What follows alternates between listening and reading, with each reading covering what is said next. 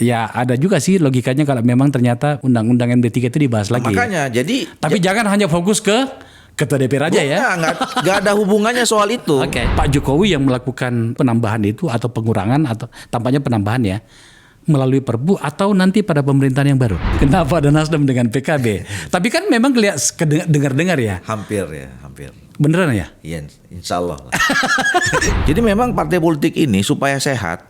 Ya memang mungkin negara harus biayai. Oke. Jangan kayak sekarang pura-pura biaya tapi enggak. Betul gitu itu kan? dia.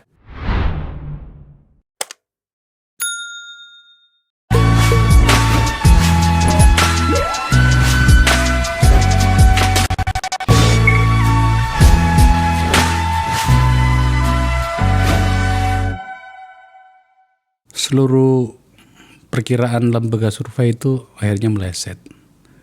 Ini tentang 2024 yang lalu. Pemilu legislatif yang mengatakan bahwa Golkar akan bla bla bla bla. Hari ini episode Golkar.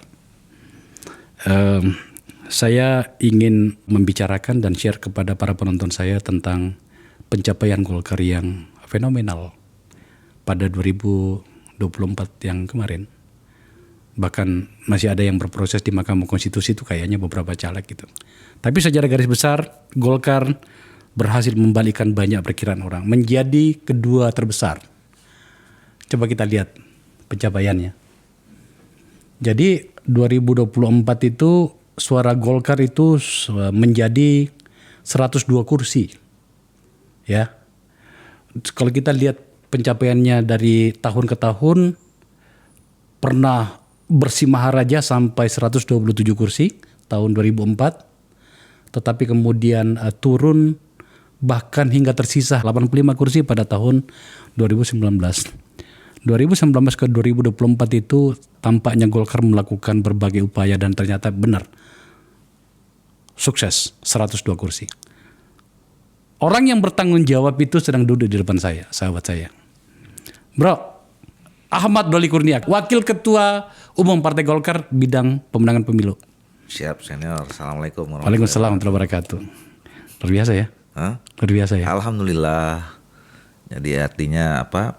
Pendekatan komunikasi yang selama ini kita bangun ke masyarakat ya dibalas dengan kepercayaan yang luar biasa dari rakyat Indonesia, dan kami berterima kasih pada Allah SWT dan rakyat Indonesia yang memberikan kepercayaan kembali kepada Golkar. Pembukaan yang bagus dari Wakil Ketua. Tapi yang saya mau katakan begini, Golkar itu sudah kita ketahui bahwa sebuah partai yang mampu mengkonsolidasikan diri bahkan pada titik kritis, pada situasi yang sangat krusial. Apalagi kan pada bahkan beberapa waktu sebelum pemilu itu kan banyak peristiwa politik tuh. Yeah. Makanya wajar saja sih kalau orang mengatakan jeblok lagi nih Golkar gitu. Tapi ternyata tidak, ini pencapaiannya. Pertanyaannya itu tentu saja harus dimulai dengan yang biasa-biasa saja. Gimana ceritanya bro? Ya sebenarnya pertama ada terbangun kesadaran ya di periode 2019-2024 ini di DP Partai Golkar ya, bahwa tahun 2024 itu adalah 20 tahun selama ini kita merasakan tidak pernah menang lagi. Kami terakhir menang tahun 2004. Waktu itu ketemunya Pak Akbar Tanjung. Tadi yang fenomenal yang 127 kursi itu. Yeah. Itu capaian terakhir kemenangan Golkar. 2004. Yeah. Jadi 20 tahun yang lalu. Nah, dan itu kan juga dilakukan dengan kerja keras yang luar biasa karena pasca reformasi waktu itu orang juga mengatakan bahwa Golkar ini akan bubar dan segala macam gitu. Nah, di dua pemilu terakhir ini juga sama. Juga ada orang yang menginginkan bahwa Golkar ini ya pasti akan tidak bertahan gitu. Dan kami mengalami turbulensi politik ya. Coba bayangkan Bang Akbar 2014 ke 19 kami itu 3 kali ganti ketua umum waktu itu ya. Munasnya sampai 3 kali sampai terpilih Pak Erlangga tahun 2016. Ini kemudian mulai kita tata lagi karena waktu itu terbelah benar nih partai ini ya, sampai ke bawah gitu, ada dualisme macam-macam gitu. Nah syukur alhamdulillah Pak Erlangga memberikan kesempatan pada anak-anak muda tuh mulai banyak masuk ke generasi-generasi baru di periodenya beliau ini. Kami diberi kepercayaan. Nah, tekad itu yang kami bangun bahwa kita harus bangkit lagi. Ya, setelah satu periode kita mengalami turbulensi politik yang luar biasa. Nah, makanya di dalam Munas tahun 2019 itu kita sudah mulai memasukkan itu agenda-agenda yang selama ini nggak pernah dibicarakan secara formal. Apa itu misalnya? Soal konsolidasi kelembagaan partai. Oke. Kami sadar benar umur partai ini 60 tahun 2024. Kalau orang manusia 60 tahun itu mungkin ya masih relatif muda. Tapi kalau orang untuk aktif di politik 60 tahun itu uzur. Yeah. Jadi artinya generasi-generasi yang selama ini membesarkan Golkar dulu sampai 30 tahun berkuasa itu secara alamiah udah hilang. Makanya di bawah kalau ada orang dulu mengatakan bahwa wah kita nggak usah masuk Golkar lah, panjang antriannya, infrastrukturnya matang, ya. Sebenarnya itu hampir udah nggak ada lagi, gitu loh. Infrastruktur kita yang dulu kuat itu, frankly speaking nggak ada lagi itu. Nah di 2019 kita bangun kesadaran kalau kita mau menang, mengulangi prestasi kita di dulu di 32 tahun dan terakhir di 2004, ini harus kita isi lagi. Makanya ada kebijakan waktu itu wajib ya 3 bulan setelah Munas harus musda provinsi, 3 bulan setelah itu kabupaten kota, 3 bulan setelah itu kecamatan, kelurahan desa. Nah jadi selama 1 tahun penuh di awal periode itu kerja kami ngurusin infrastruktur partai. Kalau itu saya percaya karena kan Golkar itu partai lama yang rapi dan punya sampai ke kaki-kaki ya, ke desa-desa gitu maksud saya ya. Dulu Bang. Oh sempat hilang? Oh hilang. Itu tadi karena sudah mulai secara alamiah kan orang udah nggak ada lagi. Jadi kami pernah menemukan bahwa pimpinan kecamatan dan kelurahan dan desa itu adalah ketua sejak Golkar berdiri. Tidak pernah diganti? Tidak pernah diganti. Atau kemudian dia tergantikan oleh anaknya. Yang pada akhirnya kena turunan gitu, tidak ada musyawarah, tidak ada segala macam. Ya dia ketuanya, dia sekretarisnya, dia bendaharanya. Sempat ya? Bawa stempel segala macam gitu. Nah itu karena saya mengalami 3 tahun waktu itu saya diberi amanah menjadi pelaksana tugas ketua DPD Golkar Sumatera Utara. Jadi saya baca itu di bawah itu, loh, ternyata apa yang ditakutkan orang itu nggak seperti yang mereka bayangkan. Orang kan takut, wah infrastruktur Golkar kuat gitu. Ternyata udah mulai pelan-pelan rapuh. Nah makanya kami waktu itu ini nggak bisa. Kalau mau menang, belajar dari sejarah, infrastruktur partai ini harus kita beresin. Makanya kita harus isi pelan-pelan. Dan itu kerjaan nggak mudah Bang. Oh iya. Karena kan harus ada kaderisasi, kan nggak bisa nyomot orang langsung masuk dan segala macam gitu. Betul. Nah, saya percaya itu. Itu yang kita kerjakan. Nah yang kedua, kita juga waktu itu ingin menunjukkan bahwa saya melihat ya sebagai wakil ketua umum pemenang pemilu, kenapa survei Golkar setiap sebelum atau sesudah pemilu pasti average 6-9%. Tapi pada saat pemilu itu average 12-14%. Kenapa begitu? Nah ternyata memang kekuatan kita selain kalau selama ini kekuatan kita tuh hanya ada di line up-nya caleg-caleg ini. Kita punya kader-kader yang memang mungkin dari awal prosesnya cukup panjang ya. Jadi ada gap sebetulnya. Kalau di tingkat grassroots bawah ini kita memang mengalami penurunan jumlah kader karena tidak di ini. Tapi ke atasnya itu mulai juga terjadi sebetulnya ya. Nah ini yang kita manfaatkan. Makanya kemarin faktor yang kedua adalah kita berhasil menyusun line up caleg itu secara komprehensif. Komprehensifnya apa? Jadi kita waktu itu berani mengatakan bahwa di satu dapil ini harus ada kombinasi incumbent atau calon-calon yang lama dengan harus yang baru. Karena selama ini dan ini nggak populer buat kami, buat Pak Erlangga, buat saya sebagai ketua. Kenapa? Ya incumbent ini marah ini. Loh, ini mau ganti saya. Gitu. Kami bilang, kita ini bukan mau ngantarkan Bapak saja jadi ketua anggota DPR terus-menerus, tapi kita mau nambah kursi di daerahnya Bapak dan Ibu sekalian. Makanya harus berani gitu loh. Kita harus berani membuka bahwa ada terjadi persaingan internal yang juga cukup ketat.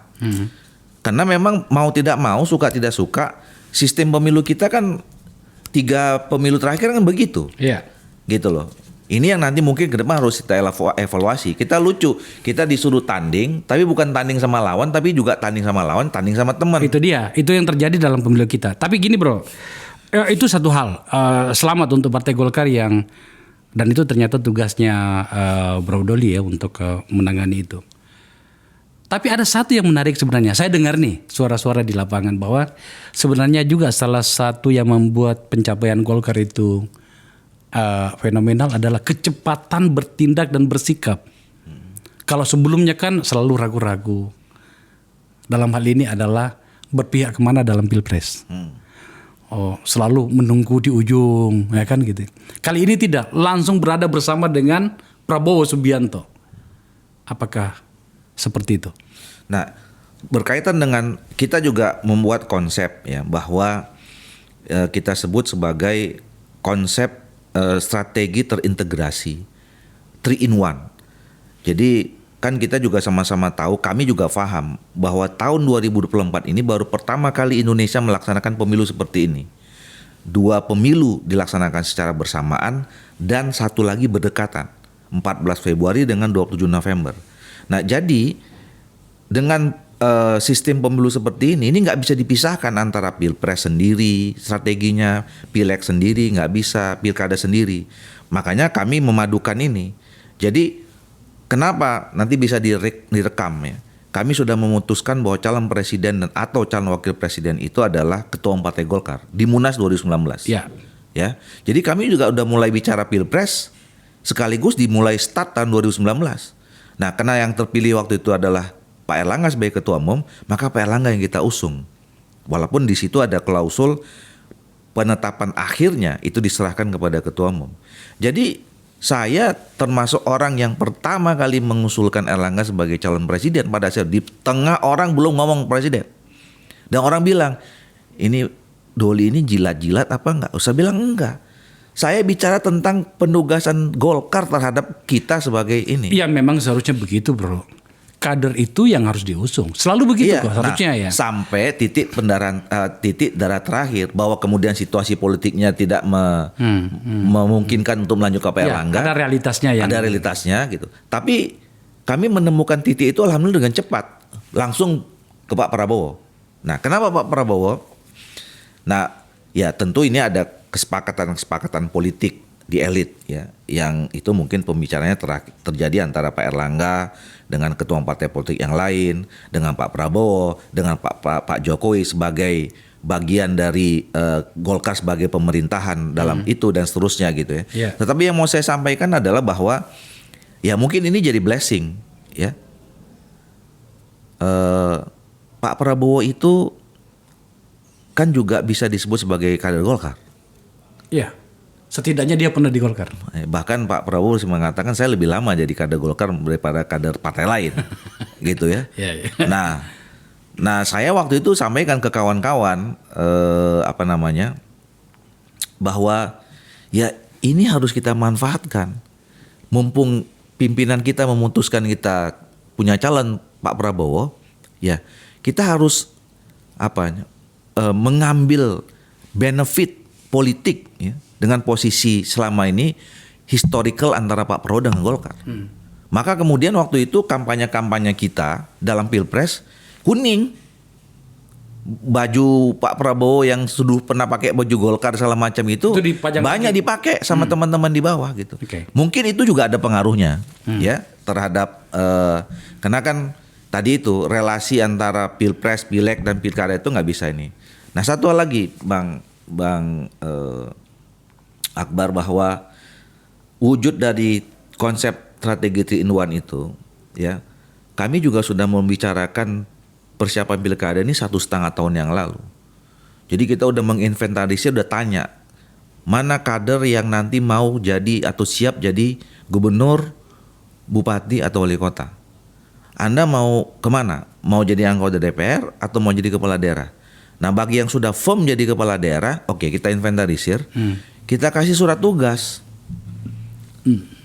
Anda kalau nanti mau dicalonkan oleh Golkar, bantu menangin Golkar sama Pilpres dan Pileknya agenda Golkar. Nah, mereka bekerja. Nah, makanya mereka, jadi kita resourcesnya selain tadi infrastruktur partai, line up caleg, sama didukung oleh teman-teman yang baik dia kepala daerah incumbent maupun yang mau jadi kepala daerah.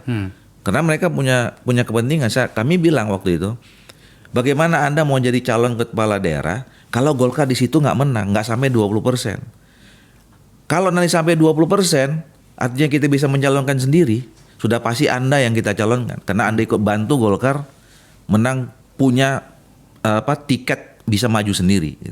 Nah, ini yang kita lakukan selamanya. Tentu juga banyak ya bantuan-bantuan yang lain ya. Kita akan bicara tentang pilkada pada sesi-sesi berikutnya, Bro. Saya ingin membicarakan hal yang tampaknya orang tunggu-tunggu sekarang. Pertama, sudah sukses nih. Golkar telah bahkan urutan kedua pencapaian dengan kenaikan yang luar biasa tadi. Capresnya menang dan mengambil peran besar di situ. Telah diputuskan oleh Mahkamah Konstitusi bahkan bahwa Pak Prabowo Gibran menang. Sekarang tibalah saatnya kue kekuasaan kita nikmati. Oh begitu dong.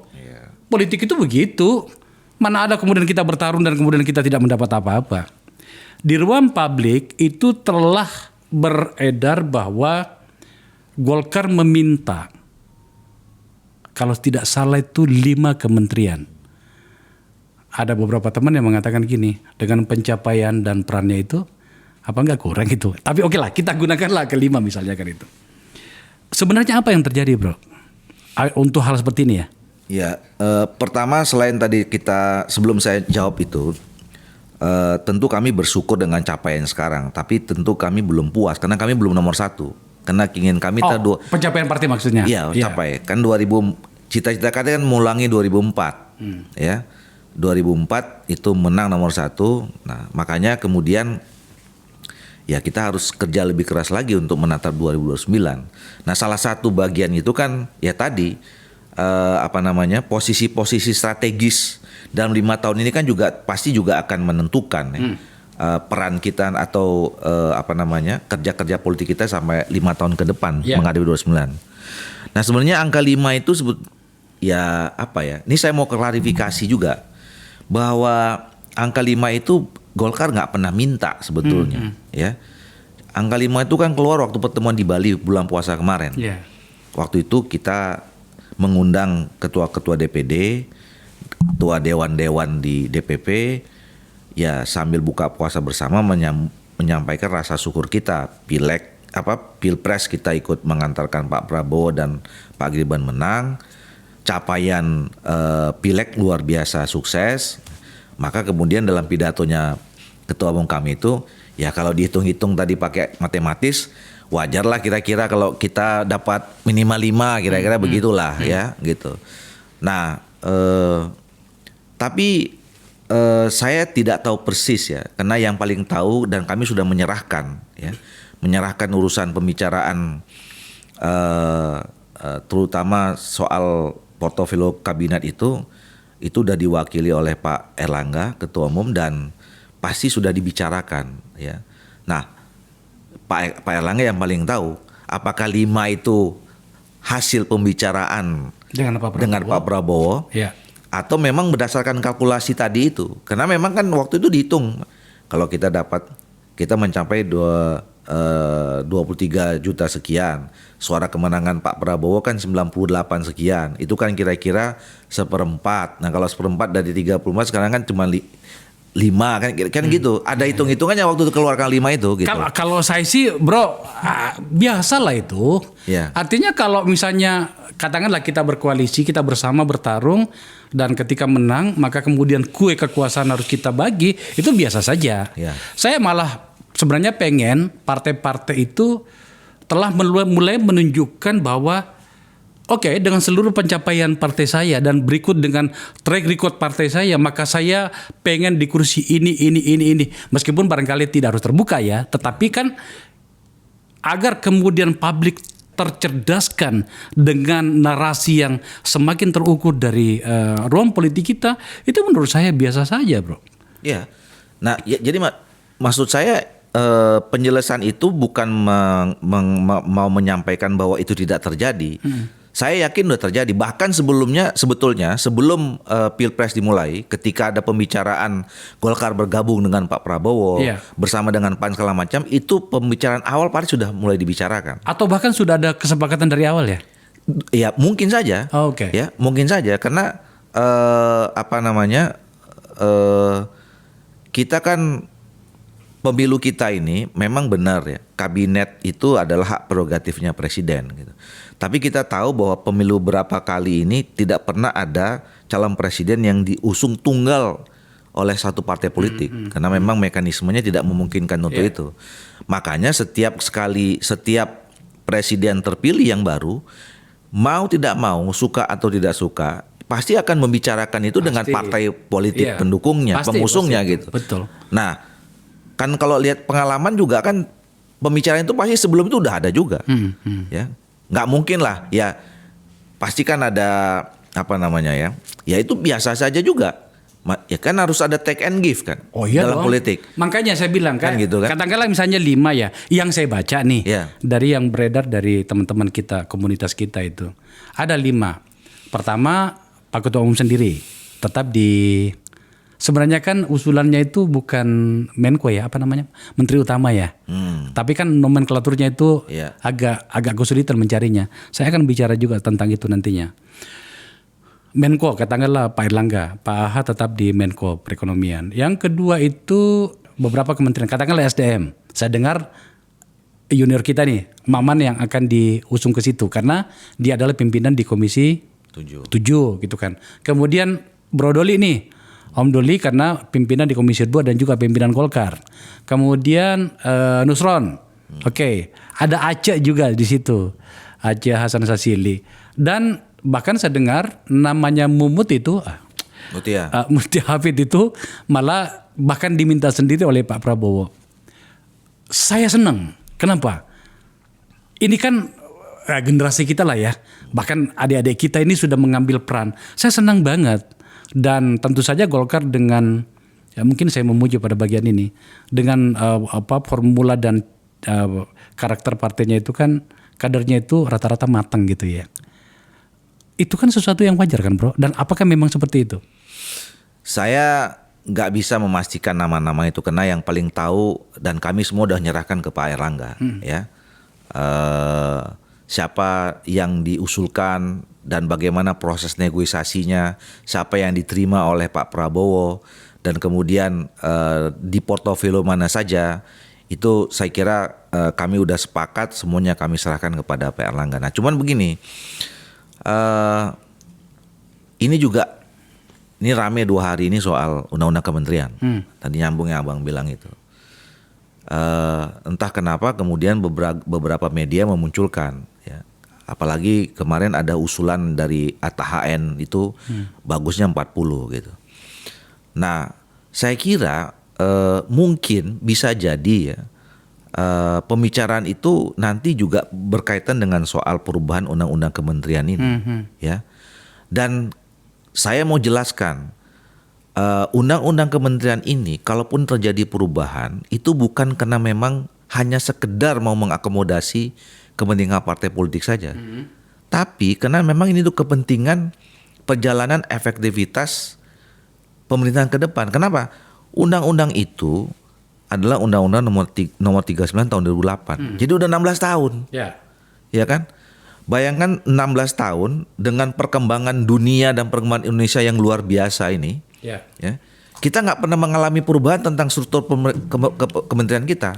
Gitu loh. Nah, dan saya di Komisi 2 waktu itu memang memasukkan ke prolegnas. Tapi belum masuk ya kemarin ya?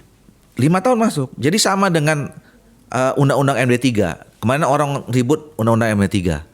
Kemudian sepi, Muncul lagi ternyata teman-teman wartawan cek, loh ini kok di Komisi 2 ada terdaftar di Prolegnas Undang-Undang MD3.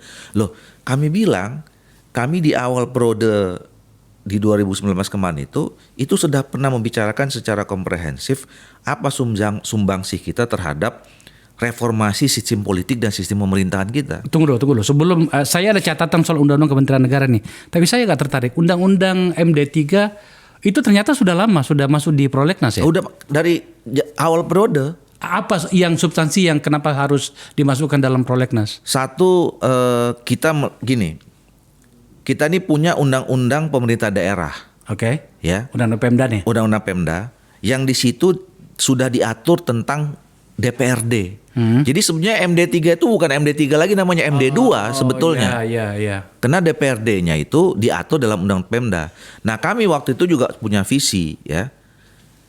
DPRD ini kita sebut sebagai kekuatan legislatif di daerah gitu.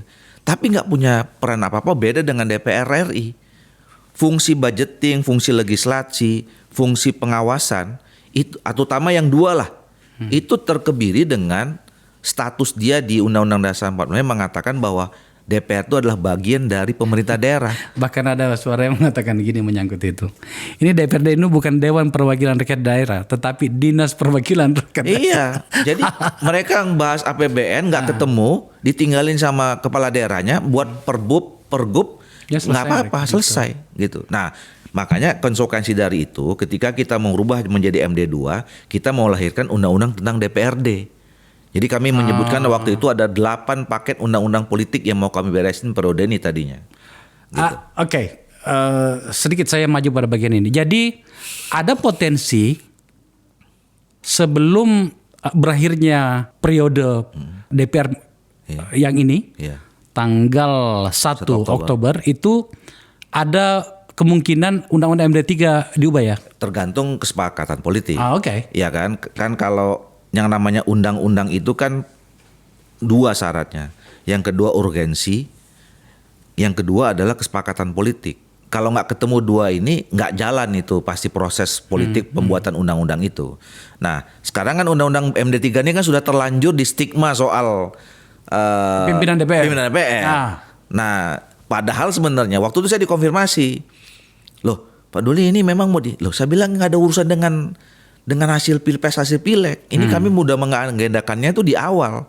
Yang isunya bukan itu, isunya misalnya soal pembuatan undang-undang. Ya, kami merasa selama ini di dalam undang-undang MD3 itu kan sekarang teman-teman balik punya kewenangan sendiri buat undang-undang. Ya, yang kadang-kadang itu bisa membypass kepentingan masing-masing komisi. Misalnya contoh nih terakhir ini. Undang-undang daerah khusus Jakarta, undang-undang desa gitu. Itu balik ya?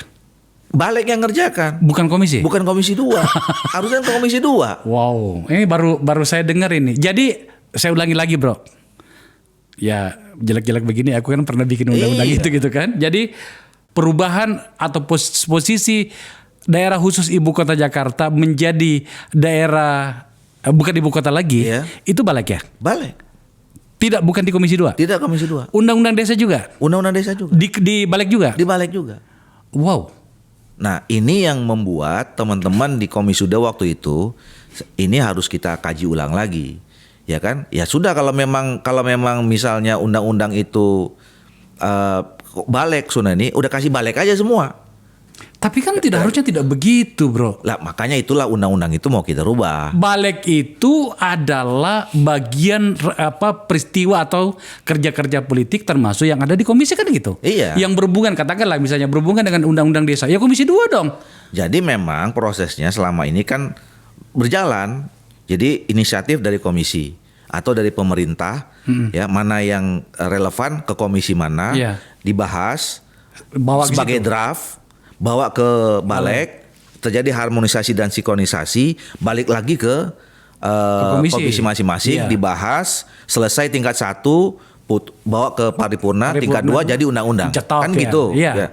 Nah tapi sekarang balik boleh ngambil inisiatif. Sejak kapan begitu? Di periode ini. Di periode saya nggak ada yang Nah, begitu. makanya jadi balik sekarang boleh ngusulkan, dia yang buat draftnya, dia yang mengharmonisasi, dia juga yang bahas, dia yang undangkan. Oh, oke. Jadi Gitu loh. saya sebelum saya ke undang-undang kementerian, ya ada juga sih logikanya kalau memang ternyata undang-undang MD3 itu dibahas lagi. Makanya jadi Tapi jangan hanya fokus ke ketua DPR aja ya. nggak ada hubungannya soal itu. Oke. Jadi orang kan bertanya, wah ini kayaknya Golkar udah main, nggak ada. Jangan kena ketua komisi 2-nya dari Golkar, ya kan? Dimasukkannya prolegnas undang-undang M3 prolegnas itu nggak ada urusan dengan itu. Tapi kalau ternyata ini di awal. Iya, tapi kalau ternyata lari ke situ gimana, Bro? Ya itu kesepakatan politik, ya kan?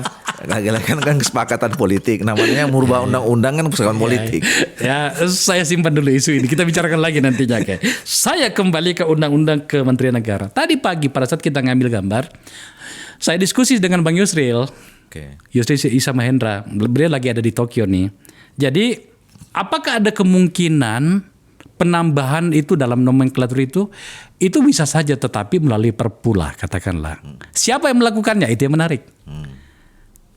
Ada yang mengatakan sebaiknya Pak Jokowi yang mengeluarkan perpu sekarang atas pertimbangan apa itu sesuatu yang mendesak gitu ya kan, begitu kan karakter dari perpu itu. Di mana kemudian pemerintahan berikutnya Pak Prabowo dalam hal ini bersama Gibran itu tidak lagi kemudian pusing soal itu. Dan bisa langsung merancang kementerian apa sih? Karena ada beberapa kementerian yang kata Bang Yusri nih, saya mau undang ke tempat saya ini. Kata Bang Yusri itu memang apakah harus digabung atau dipisah. Salah satunya itu adalah Kemendiknas, Kemendikbud lah kalau nggak salah gitu ya. Di mana riset dan segala macam itu dipisah.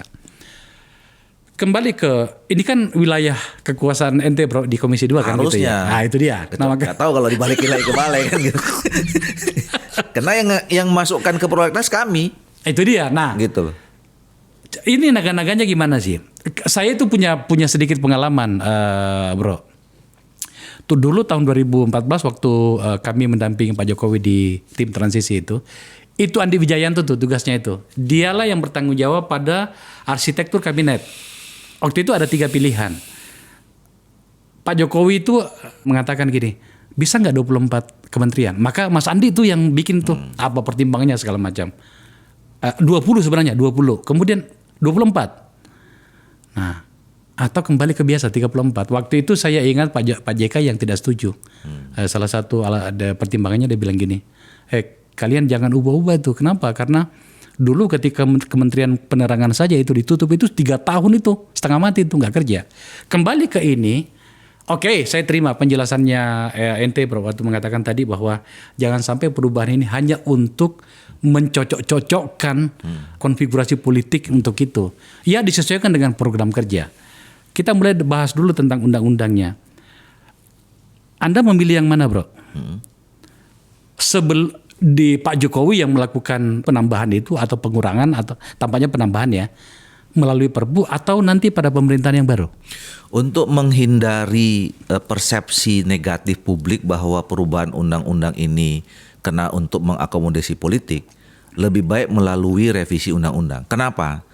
Karena ini yang tadi saya katakan, kita ini memang punya reasoning yang tepat. Udah 16 tahun loh.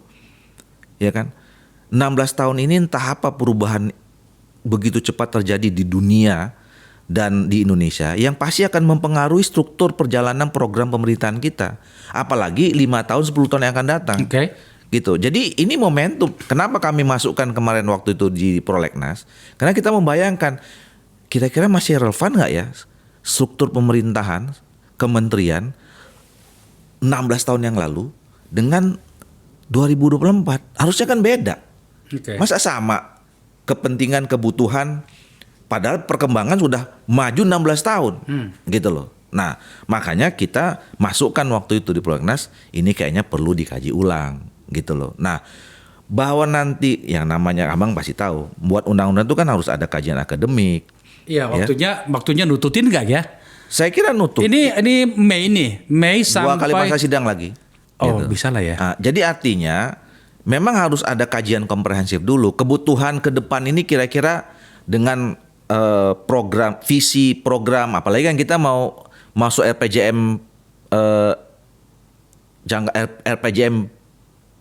panjang P. 25 tahun kedua kan. Nah, kira-kira 25 tahun ke depan RPJMP ini kebutuhan apa? Visi program itu diterjemahkan dalam struktur pemerintahan kementerian gitu. Kira-kira pilih mana yang lebih memungkinkan bagi kita semuanya, baik dari sisi waktu maupun dari sisi jepitan politiknya, antara merevisi undang-undang kementerian negaranya atau malah dengan memilih Perpu? Saya lebih cenderung merevisi undang-undang. Karena kalau Perpu itu bisa ditafsirkan sangat politis, apalagi kan kedaruratannya enggak. Kan Perpu itu terbit harus ada alasan kedaruratan. Ada unsur kedaruratan ya. Nah, kedaruratannya apa? Kan kita nggak bisa menemukan alasan kedaruratannya aja. Maka nanti kemudian orang menafsirkan, oh ini pasti akomodasi politik gitu. Tapi kalau kita kaji secara komprehensif, berapapun jumlahnya nanti, ya kan orang bilang, Pak ini kan usulan yang Atahen tadi 40. Apakah nanti? Loh saya bilang belum tentu loh. Kalau dalam kajian kita ternyata lebih efektif di bawah 34 kan kita nggak tahu. Tapi yang penting adalah kajian atau legitimasi akademiknya. Seperti yang saya sampaikan tadi, tampaknya agak susah bro kalau misalnya itu malah pengurangan ya. Malah di bayangan saya sih, terutama dengan potensi gemuknya, saya gunakan kata gemuk. Coba tampilkan data kemungkinan koalisi ya. Itu ya wajar dong kalau kemudian itu di mobilisasi kekuasaan itu kemudian itu harus partai-partai yang ada. Betul. Ya gitu. Nah ini yang maksud saya. Jadi menurut Anda itu kalau memang harus ditambah kira-kira apa?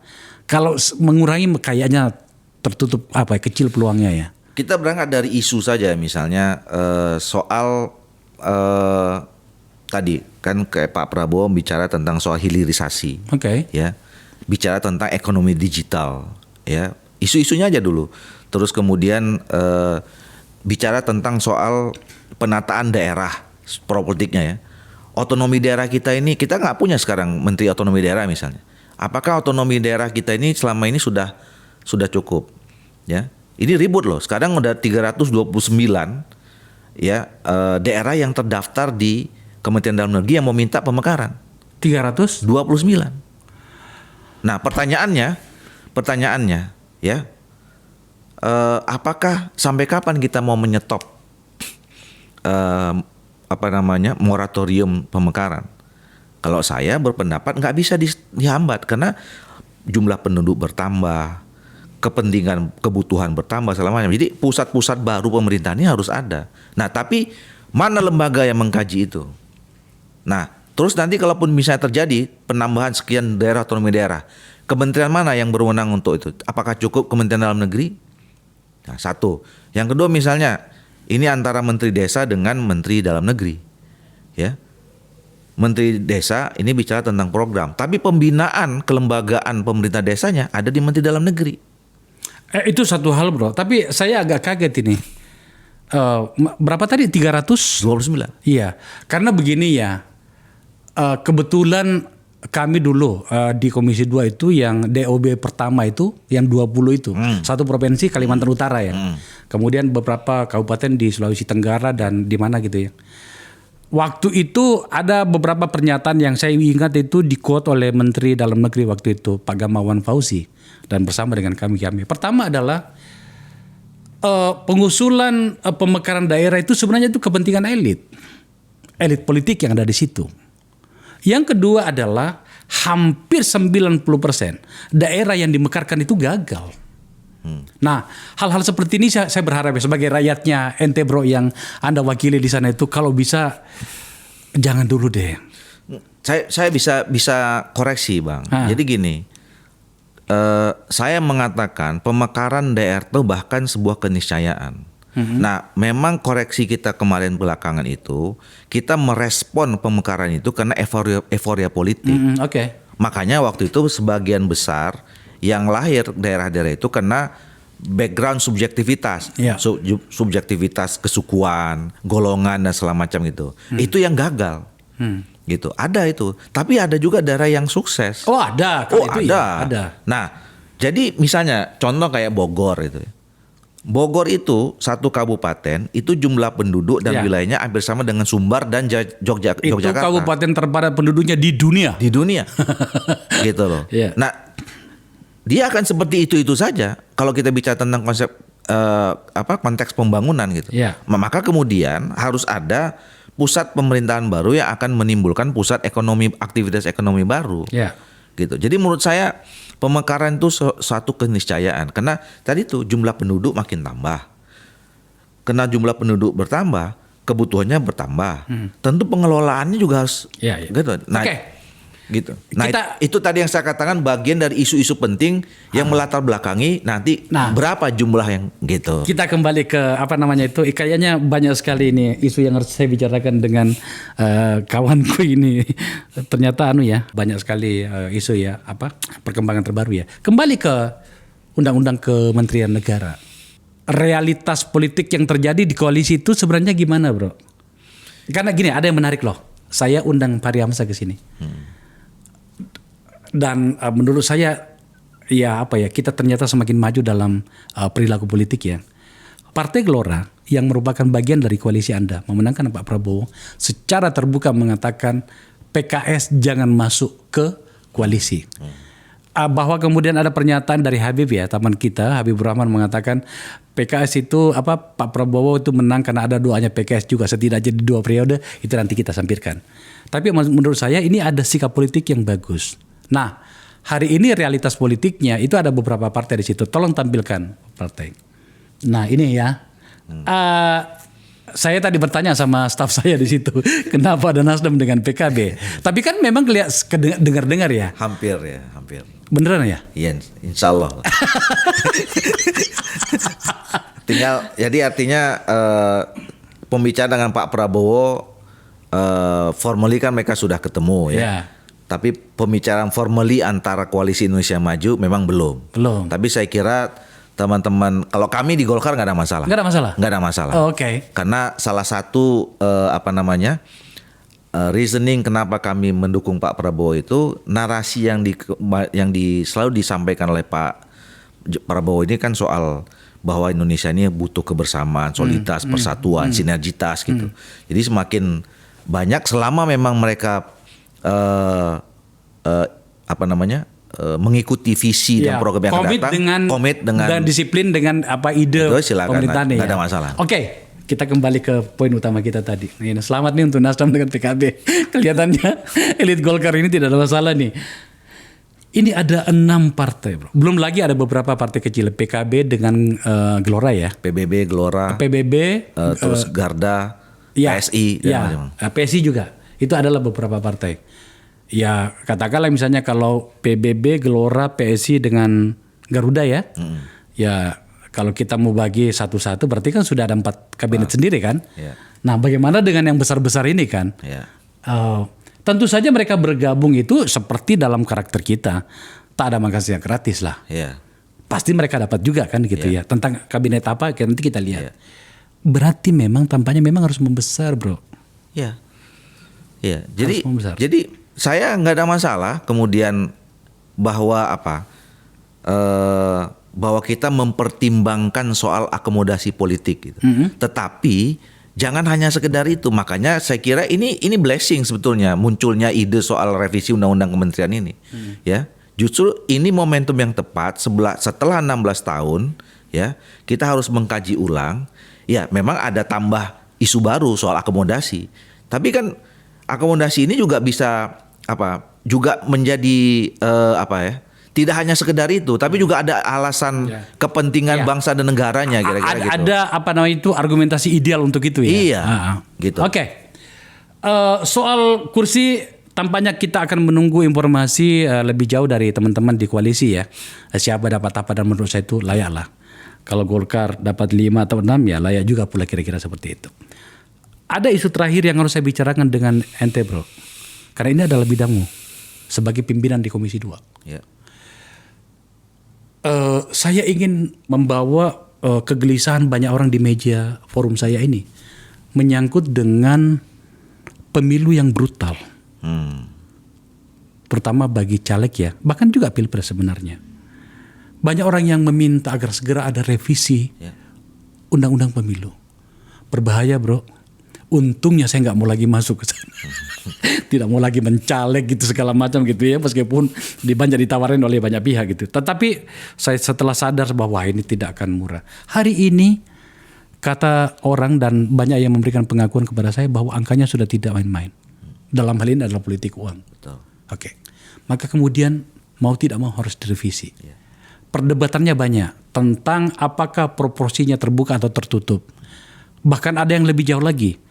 Undang-undang itu dibunyikan, katakanlah untuk politik uang itu dibunyikan secara detail, bagi sembako, ya kan, uang segala macam itu termasuk yang namanya politik uang segala macam. Sebagai pimpinan Komisi 2, ada nggak peluang dan kemungkinan itu dirubah agar kemudian kita tidak semakin terjerumus, bro? Harus menurut saya. Oke. Ya. Dan kami sebenarnya di Komisi 2 dulu sudah pernah. Kan saya sudah sampaikan juga di sini waktu di awal periode itu tadi bagian dari kita merevisi atau mereformasi sistem politik dan pemerintahan. Kami punya 8 paket undang-undang.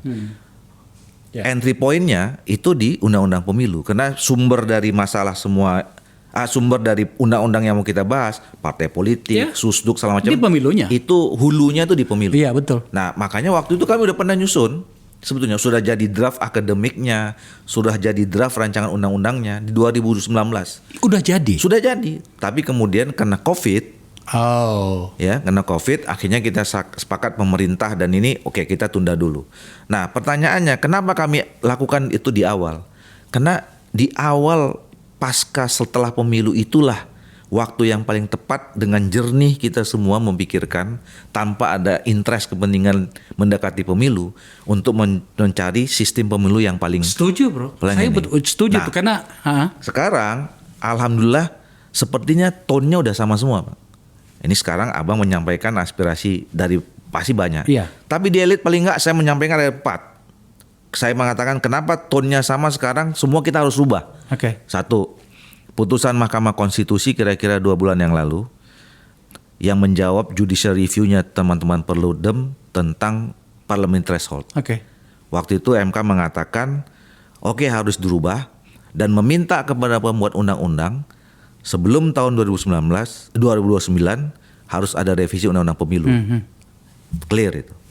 Yang kedua pidatonya Pak Prabowo pada saat di forum di Mandiri itu, yang dia bilang demokrasi mahal, noisy dan segala macam itu.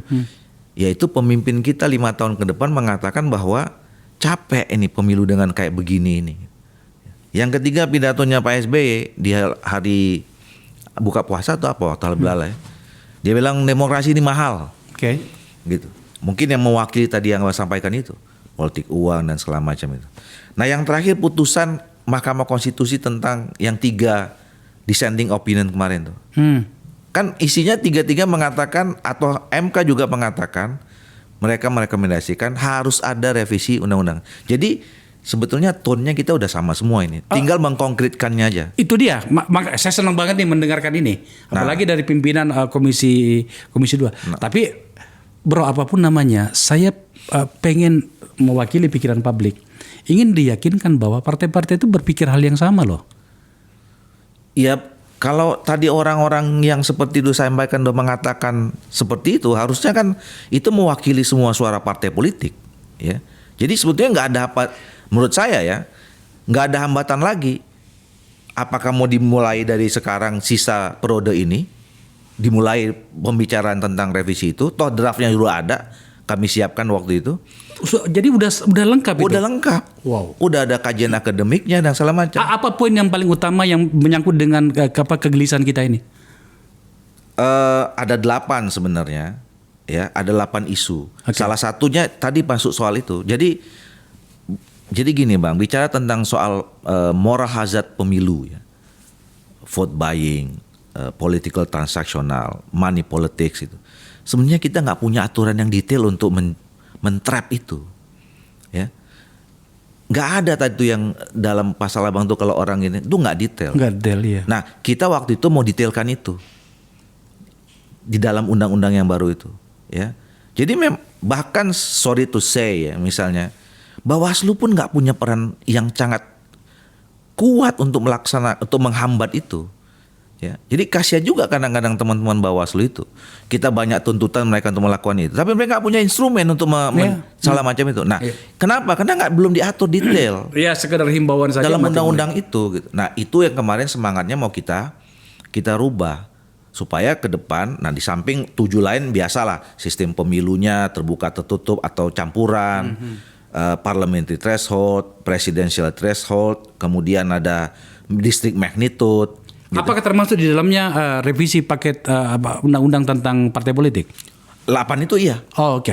Bahkan sebetulnya kami mau satukan tadinya antara undang-undang pemilu, undang-undang penyelenggara pemilu, sama undang-undang partai politik itu harusnya satu.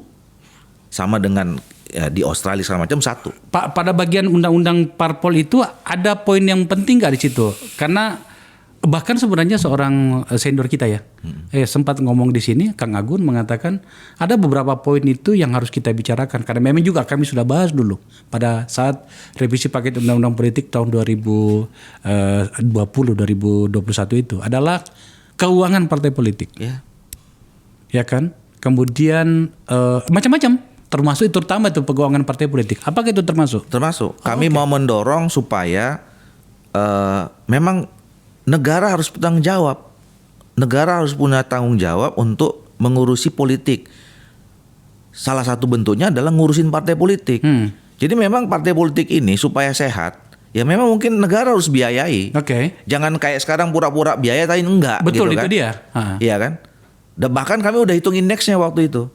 Jadi kan sekarang waktu itu ada kajian Bappenas kalau nggak salah KPK ya merekomendasikan 12.000 apa? 11.000. 11.000. Kan? Sekarang berapa? Sekarang mungkin udah 10.000 naik ya. Nah, Bappenas pernah mengkaji itu 54.000. Nah, keuntungannya apa lagi, Bang? Kalau misalnya negara masuk ngurusi partai politik ngurusin anggaran, partai politik dipaksa untuk melakukan manajemen modern di dalamnya. Kalau enggak dia itu dia. Korupsi. Itu yang saya maksud. Jangan sampai kemudian pintu-pintu non formal itu dibuka, pintu belakang. Karena ada juga yang mengatakan begini, Bro. Sebenarnya ada beberapa partai yang tidak menginginkan ini. Kenapa? Agar kemudian itu tadi dana-dana yang tidak jelas itu masuk dari jendela-jendela lain. Itu sudah pernah kita bicarakan. Makanya sebenarnya ini kenapa sampai saya mengangkat terus soal ini karena gelisah kita. Oke lah, hari ini kita mendapatkan kekuasaan, tapi jangan pikir hari ini anak-anak kita seperti apa. Betul. Maka Pak Ketua, sahabatku, Anda sebagai Ketua Komisi 2 sampai tanggal 1 Oktober tahun ini, dan kemungkinan akan berpindah ke posisi yang lain sebagai elit Partai Golkar, saya berharap coba kita lakukan kampanye ini. Saya menyediakan diri, forum saya menyediakan ini untuk membicarakan itu. Saya dengan senang hati dan mendorong terus Akbar Faisal Unsensor ini mendorong itu. 8 itu, Bang. Jadi kami itu ada 8 ya. 1 undang-undang pemilu. Yang kita juga aneh nih. Kita punya 3 jenis pemilu tapi diatur dalam 2 rezim. Undang-undang pilkada, undang-undangnya sendiri, padahal sama-sama pemilu. Itu dia. Lucu ini. Terlalu kreatif mungkin kita dulu ya. Nah, ini mau kita satukan waktu itu. Udah jadi draftnya nih satu nih. Yang kedua undang-undang partai politik.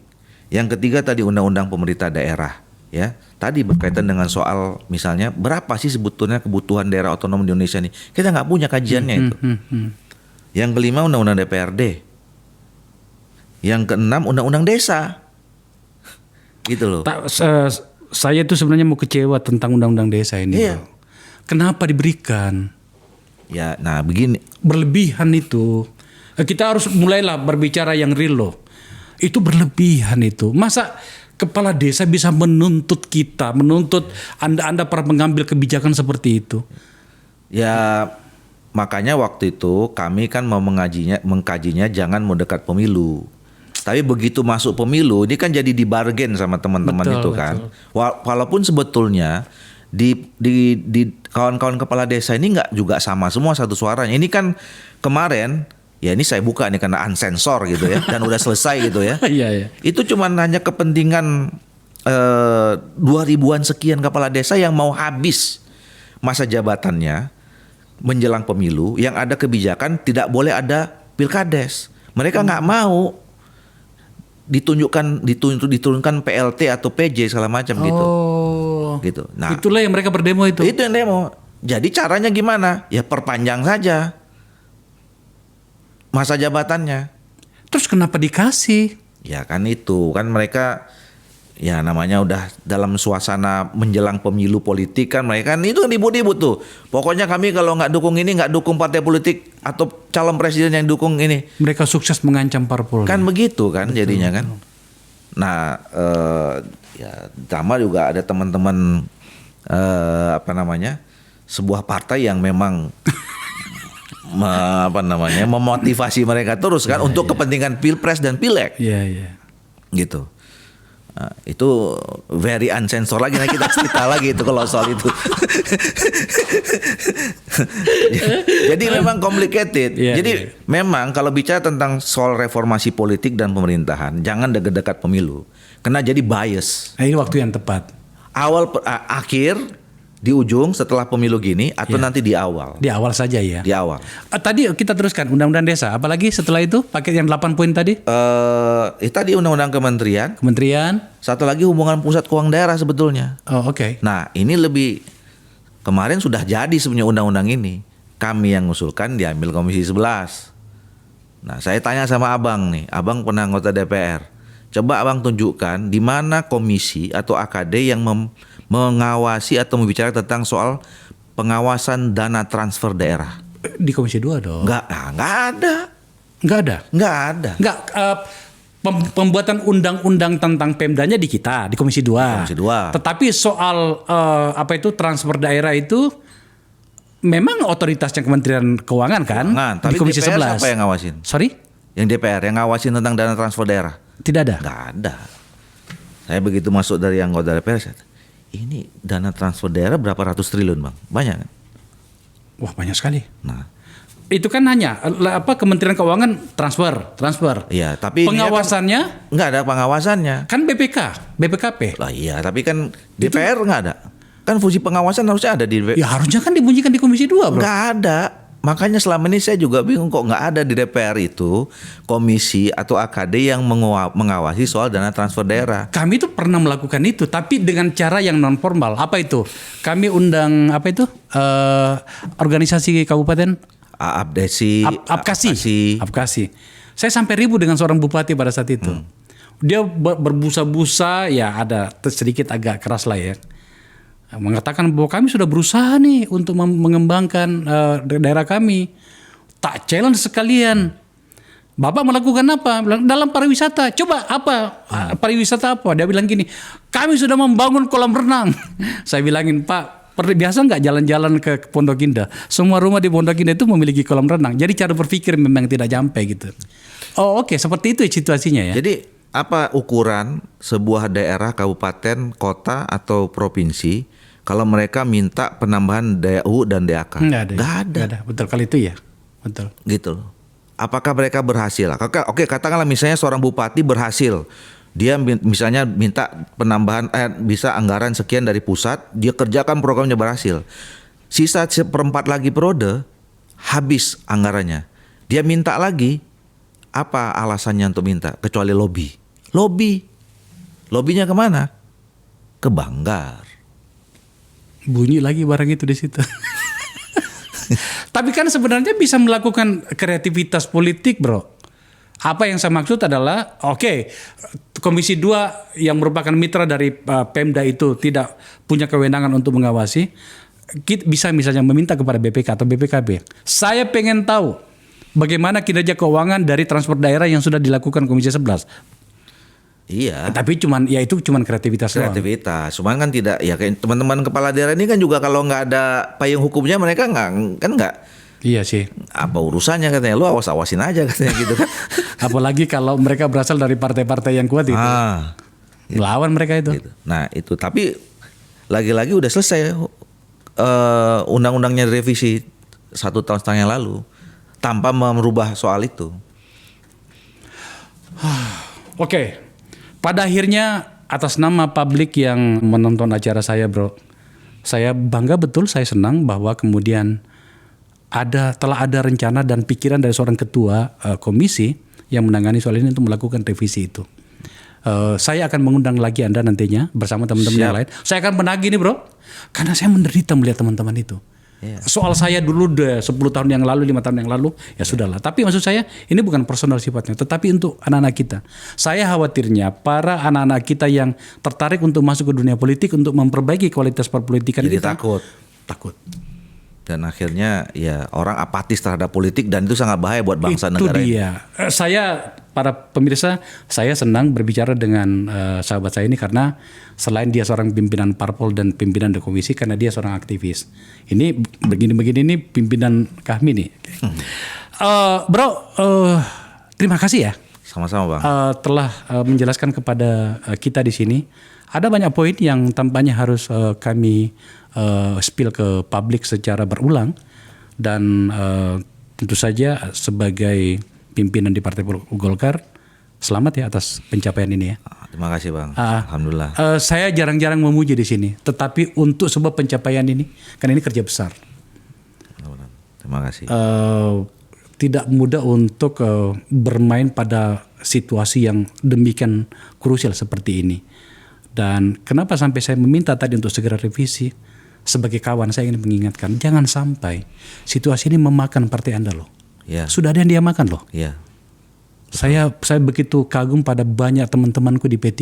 Ya. Tapi hari ini Betul. termakan oleh situasi ini. Ya. Jangan sampai bro. Betul. Nah ini yang harus kita jaga pilkadanya Bang. Karena ini rentetannya ini perilaku itu apakah semakin meningkat apa makin menurun nanti di pilkada ini. Ini yang kita harus kita jaga sama-sama. Sebab tampaknya juga situasinya akan Sama atau malah tambah brutal itu yang kita khawatirkan. Oke.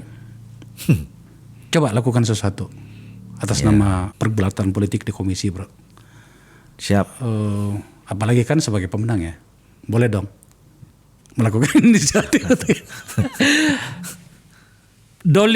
Ahmad Doli Kurnia, terima kasih bro. Sama-sama Bang. Ya, kami mendapatkan banyak penjelasan di sini. Pemirsa, itu diskusi saya dengan sahabatku ini.